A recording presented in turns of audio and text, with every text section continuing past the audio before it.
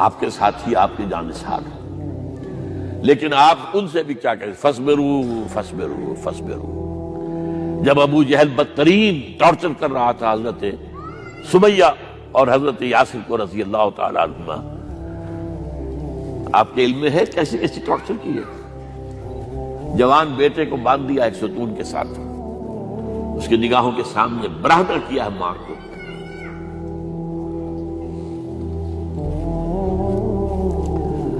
ہاتھ میں ایک مورتی ہے، جب تنگ آ گیا ستا کر تنگ کر کے مار مار کے حضرت سمیہ ٹس سے مس نہیں ہو رہی، کہتا ہے تم ایک دفعہ کہہ دو سمیہ کہ ہاں اس مورتی میں بھی کچھ ہے، میں تمہیں چھوڑ دوں۔ انہوں نے تھوک دیا، مرچھا مارا ہے شرمگاہ کے اندر۔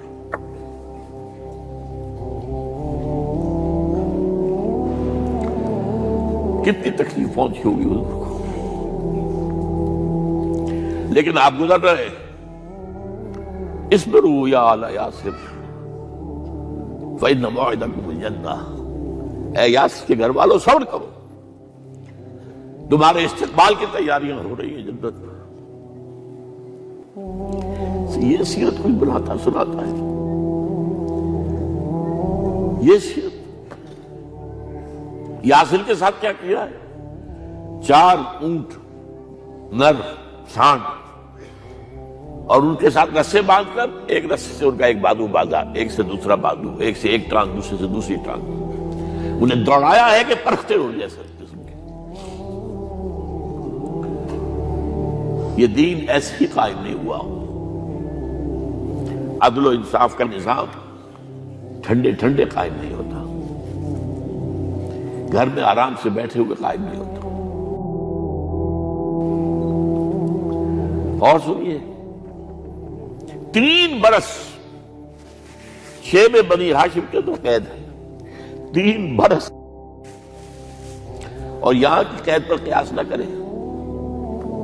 یہاں تو جیل میں کھانے کو ملتا ہے، راشن ملتا ہے، جیسا بھی ملتا تو ہے نا، اور لیڈروں کے لیے تو class A class B class ہے، تو ان کا تو لیڈر تو لوگ جب آتے ہیں جیل کاٹ کر معلوم ہوتا ہے کہ شاید کسی صحت افزا مقام سے تشریف لا رہے ہیں۔ وہاں کیا تھا؟ ٹوٹل بائیکاٹ، ایک گھاٹی، ادھر پہاڑ ادھر پہاڑ، دونوں طرف جو ہے پہرے، کوئی کھانے پینے کی چیز اندر نہیں جائے گی، اور پورا خاندان بنی ہاشم، وہ بھی کہ جو ایمان نہیں لائے، وہ قبائلی زندگی تھی نا۔ بنو ہاشم چونکہ حضور کو پشت پناہی چھوڑنے کو تیار نہیں ہوئے، ابو طالب نے آخری وقت تک بھی ساتھ نہیں چھوڑا۔ ہاں، آخری وقت کے قریب ایک بات ہو گئی تھی، ایک مرتبہ تو ہوا کہ وفد آیا ہے قریش کا کہ اپنے بھتیجے کو روک لو، وہ ہمارے معبودوں کی توہین کرتا ہے۔ ابو طالب نے بلایا اور آپ سے کہا کہ یہ کچھ اپنے رویے کو بدلے۔ آپ نے فرمایا چچا جان، اب تو چاہیے میرے ایک ہاتھ پر سورج اور دوسرے پر چاند رکھ دے، میں اپنے اس مشن کو چھوڑ نہیں سکتا۔ یہ ہے استقامت۔ اور ابو طالب کے عین انتقال کے وقت جو معاملہ ہوا، جب وفد آیا ہے کہ ٹھیک ہے اب ہمارا جو ہے صبر کا پیمانہ لبریز ہو گیا ہے، اب ٹھیک ہے آ جاؤ میدان میں، تم بھی ساتھ چھوڑنے کو تیار نہیں ہو۔ ابو طالب نے بلایا اس کو، بھتیجے مجھ پر اتنا بوجھ نہ ڈالو جو میں برداشت نہ کر سکوں۔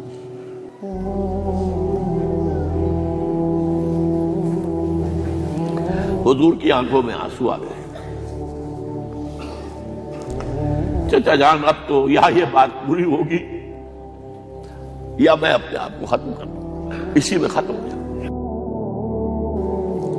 12 شیب بنی ہاشم میں 3 برس اس حال میں گزرے ہیں، ٹوٹل بائیکاٹ، کوئی کھانے پینے کی نہیں۔ کچھ لوگ تھے شریف النفس، مثلا حکیم بن حزام تھے رضی اللہ تعالی، اور بعد میں ایمان لے آئے۔ حضرت خدیجہ کے وہ رشتہ دار تھے، وہ پہاڑ پر چڑھ کر ایک طرف سے رات کی تاریکی میں، دونوں دروازے تو بند ہیں، پہاڑ پر چڑھ کر چوٹی سے نیچے اتر کر کوئی چیزیں کھانے پینے کی دے آئے تو دے آئے، بس صلی اللہ علیہ وسلم۔ کوئی اور ایک آدھ ہوگا ایسا۔ یہاں تک نوبت آئی ہے کہ بنی ہاشم کے یہ پھول جیسے بچے معصوم بھوک سے بلبلا رہے ہیں اور اس کے سوا کچھ نہیں ہے کہ سوکھے چمڑے ابال کر اس کا پانی ان کے حلق میں ٹپکا دیا جائے۔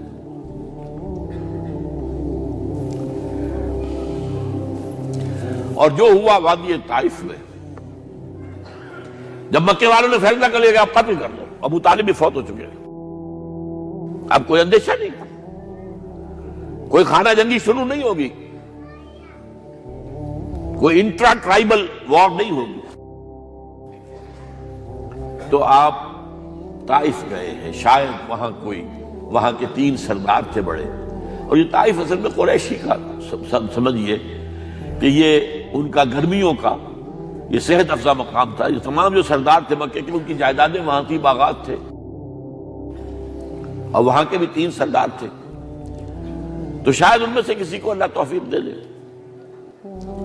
وہاں گئے ہیں اور صرف ایک ساتھ ہیں، حضرت زید بن حارثہ، حضرت ابو بکر بھی ساتھ نہیں تھے، سائے کی طرح ساتھ رہنے والا بھی ساتھ نہیں تھا۔ وہاں جا کر جو آپ نے تینوں سے بات کی ہے، تینوں نے وہ باتیں کہی ہیں جو کلیجے کو چیر جائیں۔